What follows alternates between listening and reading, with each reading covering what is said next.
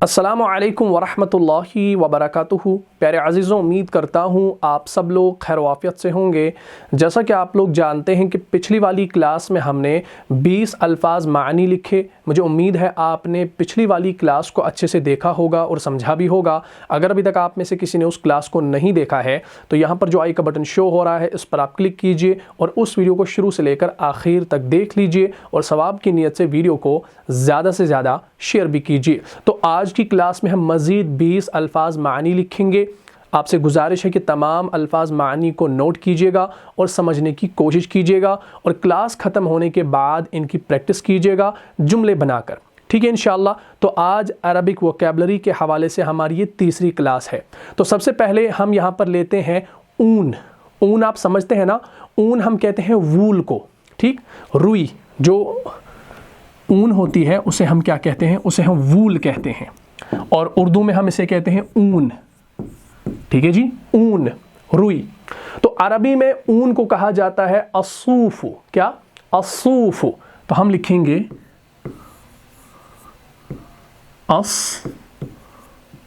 असूफु। असूफु किसे कहा जाता है? ऊन को कहा जाता है, वूल को कहा जाता है, ठीक। जो रुई होती है ना उसे वूल कहा जाता है, ऊन कहा जाता है, ठीक। इसी तरीके से हम दूसरा एक लफ्ज़ लेते हैं, जैसे खटपट की आवाज़। खटपट की आवाज़ यानी झनकार। झनकार अमूमन वो पायल की वो छन छन होती है ना, उसको हम कहते हैं झनकार। और इंग्लिश में हम झनकार को कहते हैं चाइम या रसलिंग। रसलिंग, ठीक। तो मैं यहाँ पर लिखता हूँ, झनकार को हम इंग्लिश में चाइम कहते हैं या रसलिंग कहते हैं, ठीक। तो इसको आप खटपट भी कह सकते हैं, खटपट की आवाज़, या झनकार। झनकार, ठीक, खटपट की आवाज़। तो झनकार की आवाज़ या खटपट की आवाज़ को आप अरबी में क्या कहेंगे? अल खशखशतु। क्या? अल खशखशतु। तो हम यहाँ पर लिखेंगे अल खशखशतु। अल खशखशतु। अल खशखशतु किसे कहा जाता है? झनकार को कहा जाता है। किसे कहा जाता है? झनकार को कहा जाता है, ठीक है जी। इसी तरीके से लकड़ी को क्या कहा जाता है? लकड़ी को हम इंग्लिश में वुड कहते हैं, ठीक। लकड़ी को क्या कहा जाता है? लकड़ी को वुड कहते हैं, ठीक है जी, वुड। लकड़ी, लकड़ी समझते हैं ना भाई, वुड। तो उसको हम अरबी में कहते हैं अल खशबतु। अल खशबतु। तो हम यहाँ पर लिखेंगे अल खशबतु। अल खशबतु। अल खशबतु। अलिफ लाम के बगैर अगर लिखेंगे तो खशबतुन, ठीक है ना। कोई लकड़ी। अल खशबतु क्या? लकड़ी, ठीक। लड़की नहीं लिखना, लकड़ी लिखना, ठीक है ना। कभी हो जाता है लकड़ी और लड़की में एक जैसा टोन जो है आ जाता है। तो अल खशबतु किसे कहा जाता है? लकड़ी को कहा जाता है, ठीक है जी। इसी तरीके से पेंसिल की जो निब होती है उसे क्या कहा जाता है? उसको हम उर्दू में भी निब ही बोलते हैं, ठीक। उसको भी हम यहाँ पर लिखते हैं नेक्स्ट पेज पर, निब, ठीक है जी, निब। और उर्दू में निब को हम ऐसे लिखते हैं, नून बा और नून के नीचे थोड़ी सी ज़ेर डालते हैं, तो निब। निब किसे कहा जाता है? निब हम कहते हैं अर्रीशतु। क्या? अर्रीशतु। तो हम यहाँ पर लिखेंगे अर अलिफ लाम रा अर्री शतु। अर्रीशतु। अर्रीशतु। अर्रीशतु किसे कहा जाता है? निब को कहा जाता है। इसी तरीके से डेस्क। डेस्क होता है ना, यानी जिस पर हम किताबें रखते हैं या कभी हम लैपटॉप वगैरह रखते हैं, तो डेस्क, ठीक। तो डेस्क को क्या कहा जाता है? जिसको हम मेज़ भी कहते हैं और छोटा मिनी टेबल भी उसको हम कहते हैं, डेस्क को। तो उसके लिए अरबी में क्या आता है? पहले इंग्लिश में लिखते हैं। पांचवा जो है हमारा ये है डेस्क, ठीक है जी। डेस्क मीन्स यानी छोटा सा टेबल, ठीक। उसको हम कहते हैं अरबी में अल मिंदादतु। अल मिंदादतु। इसमें दाद है यानी ज़ाद जिसे हम उर्दू में कहते हैं, अल मिंदादतु। तो हम कैसे लिखेंगे? देखिए ध्यान से, अल मिंदादतु। तो ये क्या है? ये इसमें पहले बौद है और फिर प्लस के अंदर ये दाल है। बौद और दाल, इनका साउंड जो है ना वो एक जैसा लगेगा आपको, ठीक है ना। लेकिन अगर आप इसको अल मिनज़दतु पढ़ेंगे तो कोई हर्ज नहीं है, पढ़ सकते हैं। लेकिन कुरान में ख्याल रखिएगा, जहाँ पर भी कुरान में ये ज़ौद आता है वहाँ पर आप दौद ही पढ़ें, ठीक। लेकिन अरबी में आप ज़ौद भी पढ़ेंगे तो कोई हर्ज नहीं है, चल जाएगा। अल मिनज़दतु किसे कहा जाता है? डेस्क को कहा जाता है। इसी तरीके से चलो इसी कलर को ही ले लेते हैं, येलो, ये कलर है। येलोनेस, येलोनेस को क्या कहा जाता है भाई? चलिए, येलोनेस, येलोनेस को कहा जाता है जर्दी। अंडे के अंदर भी जो है ना, अंडे के अंदर भी जर्दी होती है, ठीक है ना, उसको भी हम कह सकते हैं जर्दी। तो जर्दी के लिए जो अरबी आती है वो आती है अस्सुफ़रतु। क्या? अस्सुफ़रतु। ये सौद से है, सीन से नहीं है। कैसे? देख लीजिए, अस्सुफ़रतु, सौद है, सौद, अस्सुफ़रतु, अस्सुफ़रतु, सौद से, ठीक है जी। इसी तरीके से ये आपने देख लिया, निब, डेस्क, येलोनेस, अर्रीशतु, अलमिंददतु, अस्सुफ़रतु, अस्सुफ़रतु। अब हम एक और चीज़ लेते हैं, जैसे कुश्ती, ठीक है ना। कुश्ती किसे कहा जाता है? रेसलिंग को। कुश्ती खेलते हैं ना, कुश्ती तो खेलते हैं, सुन्नत भी है। चलिए, तो ये हमारा था छठा। अब हम लिखेंगे सातवां, जिसको हम कहते हैं इंग्लिश में रेसलिंग। जैसे कुश्ती, ठीक है ना। इसको कश्ती नहीं पढ़िएगा, ये कुश्ती है, काफ के ऊपर पेश है। तो कुश्ती के लिए जो अरबी आती है वो आती है अल मुसाराअतु, अल मुसाराअतु, इसमें सौद है। कैसे? अल मुसाराअतु, ये आइन है, ठीक है ना। अल मुसाराअतु, मुसाराअतु किसे कहा जाता है? कुश्ती को कहा जाता है, रेसलिंग को कहा जाता है।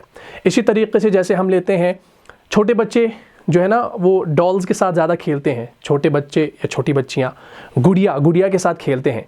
तो गुड़िया के लिए कौन सी अरबी है ये भी हम लिखते हैं भाई, ठीक।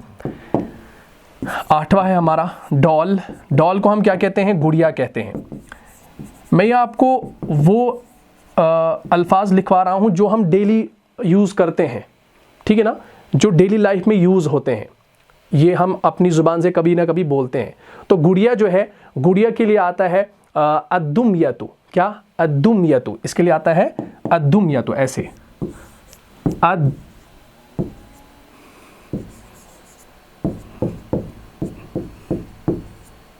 अद्दुमयतु, ठीक। मीम के ऊपर सुकून है, अद्दुमयतु।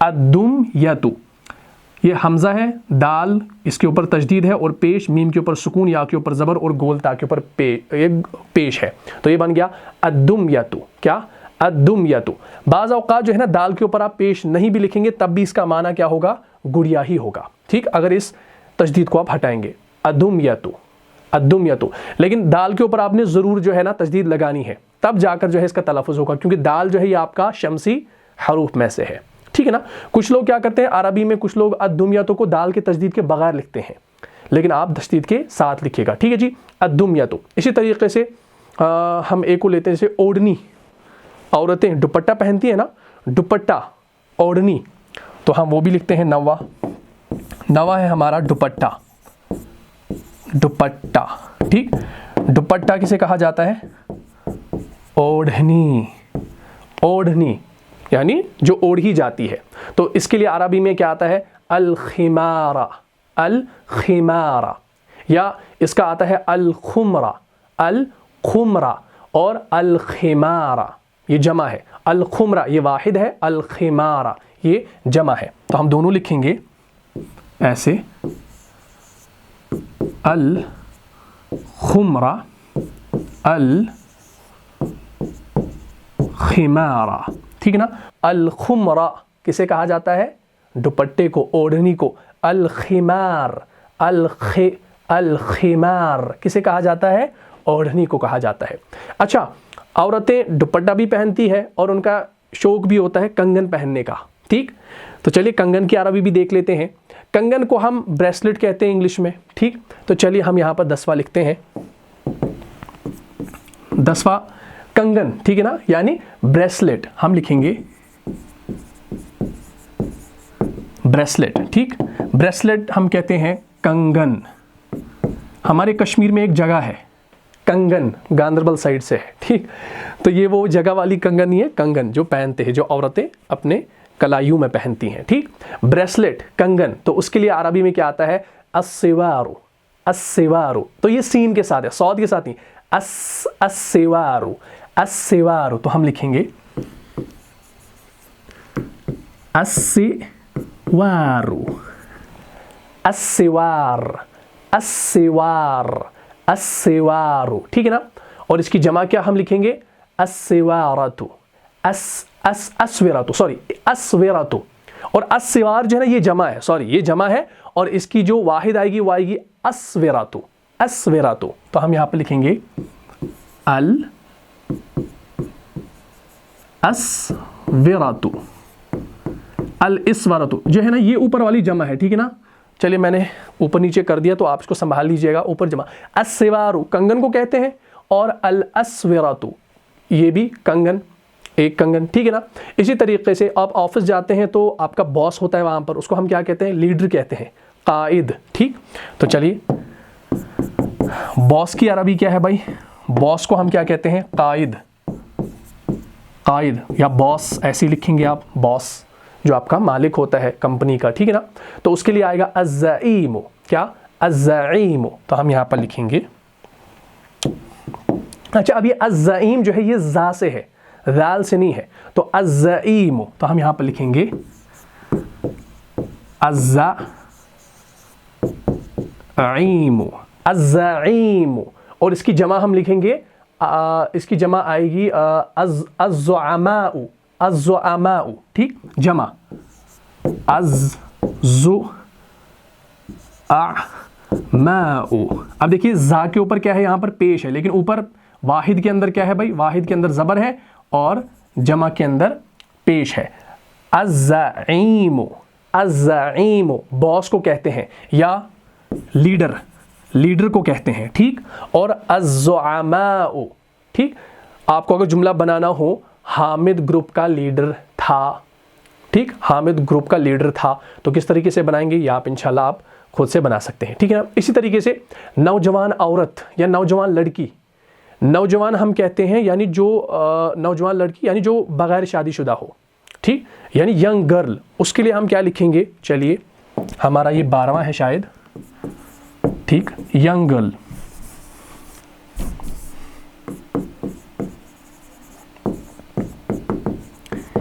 यंग गर्ल को हम क्या कहते हैं भाई, इसको हम कहते, यंग गर्ल को हम उर्दू में कहते हैं नौजवान, ठीक है ना, नौजवान लड़की, नौजवान लड़की। तो इसके लिए आता है अल-फतातु, अल-फतातु ता के साथ, तो कैसे लिखेंगे, अल-फतातु, आखिर में जो है ये ताए मरबूता है, अल-फतातु, अल-फतातु। और दोशीज़ा, ठीक।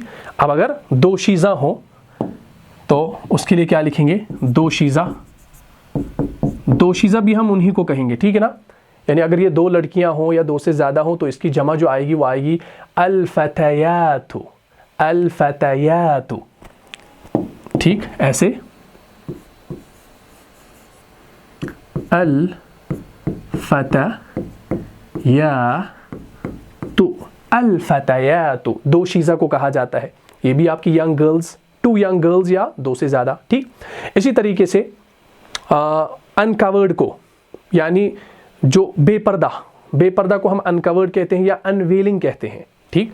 हाँ ये भी लिखते हैं 12-13, हम कहते हैं अनकवर्ड, अनकवर्ड हम कहते हैं जिसको, जिसके ऊपर पर्दा ना हो, यानी बेपर्दा, बेपर्दा या अनवेलिंग, ठीक है ना, ऐसे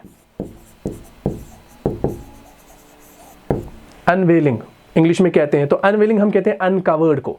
तो इसके लिए अरबी में आता है अस्सुफूरु, क्या, अस्सुफूरु, तो सीन से ये भी है, तो ये कैसे आएगा, अस्सुफूरु, यानी बेपर्दा, हम लिखेंगे ऐसे बेपर्दा, यानी बेपर्दा जिसने पर्दा ना किया हो उसको हम कहेंगे अस्सुफूर, बेपर्दा।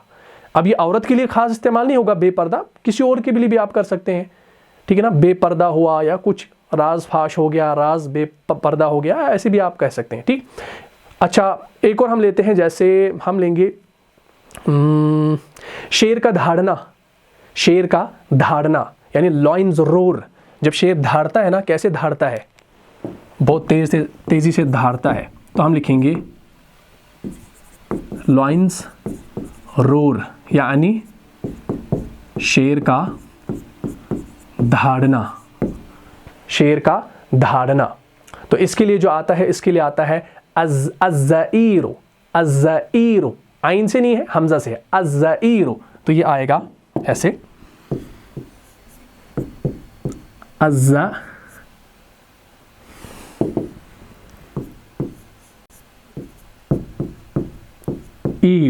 अज़्ज़ईरु, अज़्ज़ईरु क्या माना, लॉइन्स रोर, शेर का धाड़ना, शेर का धाड़ना, ठीक है जी। इसी तरीके से हम कहेंगे गधे का रेंकना, यानी जो गधा जो है ना, गधा कैसे वो ब्रेइंग करता है, उसको हम रेंकना कहते हैं उर्दू में, और इंग्लिश में उसको हम ब्रेइंग कहते हैं, ब्रेइंग ऑफ डंकी। तो हम यहाँ पर लिखेंगे ऐसे 15 ब्रेइंग ऑफ डंकी, गधे का क्या करना, गधे का रेंकना। तो रेंकना ऐसे लिखा जाता है, रेंकना, ठीक। यानी हम लिखेंगे गधे का रेंकना। तो गधे का रेंकना, इसके लिए जो अरबी में आता है, इसके लिए आप लिख लीजिए, इसके लिए आता है अन्नाहिकु, क्या, अन्नाहिकु, ऐसे अन्नाहिकु, अन्नाहिकु, गधे का क्या, रेंकना। जो गधा आवाज निकालता है ना, ब्रेइंग ऑफ डंकी, तो अन्नाहिक कहते हैं गधे का नाकना। तो आप कह सकते हैं उस जगह गधे ने हेंका, तो फिर उसको आप कैसे इस्तेमाल करेंगे, ये सारी चीज़ें मैंने बताई हैं। इसी तरीके से हम कहेंगे बहुत काटने वाला, वेरी बाइटिंग, बहुत काटने वाला। चलिए 16, ये हमारा 16 है। मैंने क्या कहा, मैंने कहा बहुत काटने वाला, यानी वेरी बाइटिंग, बहुत ज़्यादा काटने वाला, वेरी बाइटिंग। इसको आप एज इट इज लिखें, ठीक, क्या, बहुत ज़्यादा काटने वाला, बहुत ज़्यादा काटने वाला। अच्छा, इसकी अरबी क्या है बहुत ज़्यादा काटने वाला की, इसकी अरबी है अल-अदूद, अल-अदूद। ये दाद के साथ है, दाल के साथ नहीं है। कैसे, ऐसे अल-अदूद, अल-अदूद, या आप अल-अज़ूज़ु भी पढ़ सकते हैं, तो कोई हर्ज नहीं है, तलफ़ुज़ करने के लिए आप पढ़ सकते हैं अल-अज़ूज़ु, ठीक। अल-अदूद यानी बहुत काटने वाला। इसी तरीके से कुत्ते का भौंकना, ठीक है ना, हमने गधे का लाया, शेर का लाया, तो कुत्ते का भौंकना यानी डॉग बार्क, उसको क्या कहा जाता है वो भी आप जान लीजिए। 17 डॉग्स बार्क, बार्किंग, जिसको हम बार्किंग भी कहते हैं, यानी कुत्ते का भौंकना। कुत्ता भौंकता है ना रात को, तो कुत्ते का भौंकना, भौंकना जो है ना, ऐसे हम लिखते हैं भौंकना, कुत्ते का भौंकना। तो इसके लिए क्या आएगा, इसके लिए आएगा अन्नबाहु, क्या, अन्नबाहु, ऐसे लिखेंगे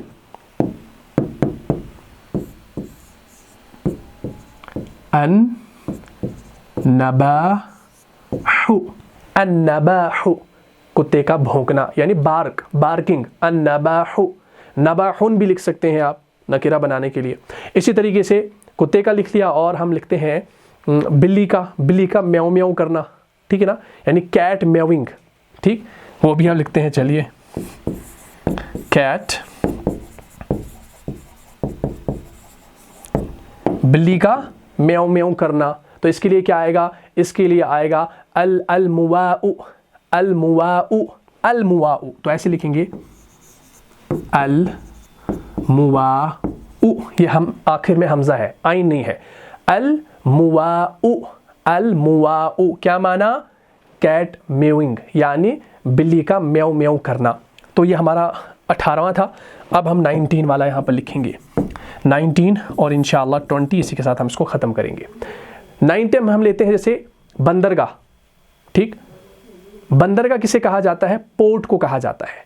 बंदरगाह होती है ना, जगह जगह बंदरगाहें होती हैं, वहाँ लोग जाते हैं, तो पोर्ट को हम कहते हैं बंदरगाह। हम लिखेंगे बंदरगाह, पोर्ट को कहा जाता है बंदरगाह। तो इसके लिए क्या अरबी आती है? इसके लिए अरबी आती है अल-मीनाउ, अल-मीनाउ। तो इसकी अरबी हम लिखेंगे अल-मीनाउ,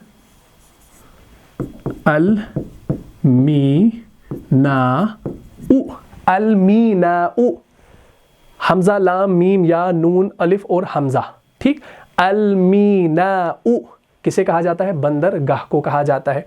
इसी तरीके से हमने कुत्ते का लाया, बिल्ली का लाया, गधे का लाया, शेर का भी लाया। अब घोड़े का हनहनाना, घोड़ा भी हनहनाता है ना, हाँ। तो हम यहाँ पर लिखेंगे घोड़े का हनहना, इसके लिए इंग्लिश में आता है नेहिंग, ठीक। नेहिंग ऑफ हॉर्स। क्या माना? घोड़े का हनहनाना, हा नून अलिफ नून अलिफ, हनहनाना, ऐसे आप लिख सकते हैं। नेहिंग ऑफ हॉर्स, घोड़े का हनहनाना। तो इसके लिए जो अरबी में आता है, इसके लिए आता है अस्साहीलु, अस्साहीलु, सौद से आता है ये भी। तो आप लिखेंगे ऐसे अस्साहीलु, अस्साहीलु, सौद और हा है ये, ठीक। ये सौद है और ये हा है, अस्साहीलु, ठीक है जी, इसको ध्यान में रखिएगा। तो ये बनेगा अस्साहीलु, अस्साहीलु, ठीक है जी। तो इसको आप इंशाल्लाह लिख सकते हैं। तो क्लियर हो गया, ये हमारा क्या था, हमने आज 20 जो है अरबिक वोकैबुलरीज जमा की हैं। इनको आप लिख लीजिए अच्छे से साफ़ सुथरा इनको कॉपी पर लिखिए। पहले तो रफली आप लिखें यहाँ पर, फिर अच्छे से इसको लिखें और जुमलों के अंदर इस्तेमाल करें। अच्छा, अब आपके लिए जो है इसको आपने उतारा होगा अच्छे से। अब आपके लिए होम टास्क है। होम टास्क क्या है? होम टास्क है आपके लिए सॉक्स। ये आप इंशाल्लाह ढूंढेंगे। सॉक्स को हम क्या कहते हैं? सॉक्स को हम मोज़ा कहते हैं या मोज़े कहते हैं। मोज़े या जुराबे भी कहते हैं। तो मुझे आप बताइएगा कि सॉक्स के लिए कौन सा अरबी लफ्ज़ आएगा, ठीक।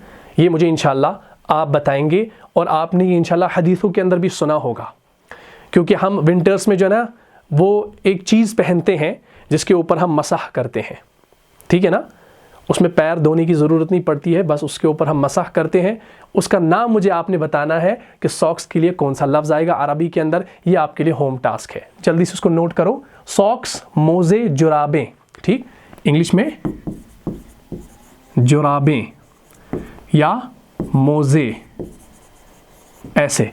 तो आप मुझे बताइएगा कि इसके लिए कौन सा लफ्ज़ आता है अरबी के अंदर। इंशाअल्लाह जब आप इसको देखेंगे डिक्शनरी के अंदर तो ये लफ्ज़ जो है आपको कभी नहीं भूलेगा। तो मुझे उम्मीद है आपको ये क्लास अच्छे से समझ में आ गई होगी। अगर आपको इस क्लास से फ़ायदा हुआ है तो अपनी दीनी भाइयों और बहनों में इस क्लास में शेयर कर दीजिए। मिलता हूँ इंशाल्लाह नेक्स्ट एपिसोड में। तब तक के लिए आप खुश रहें, सलामत रहें, अमन व हिफाजत में रहें। अस्सलामु अलैकुम व रहमतुल्लाहि व बरकातुहू। जान जान से भी प्यारा है, जान से भी प्यारा है, रहनुमा मुस्तफ़ा हमारा